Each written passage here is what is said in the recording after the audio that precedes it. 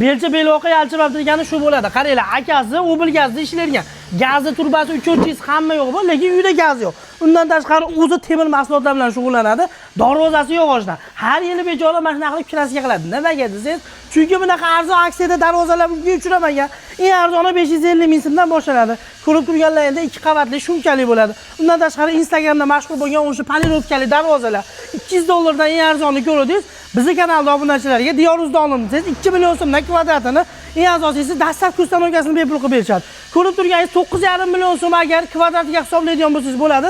Agar 330 ga 330 razmeri sizning xonadoningizga bo'lsa, 7,5 million so'mga olib borib ustanovka qilib berishadi aksiyada. Undan tashqari ko'rib turganlaringizda 550 ming so'mdan eng arzon darvozalarni shtampovka, yupqaroq, yangi chekka chiqdi. Arzonroq darvoza kerak desangiz 550 ming so'mdan qilib berishadi.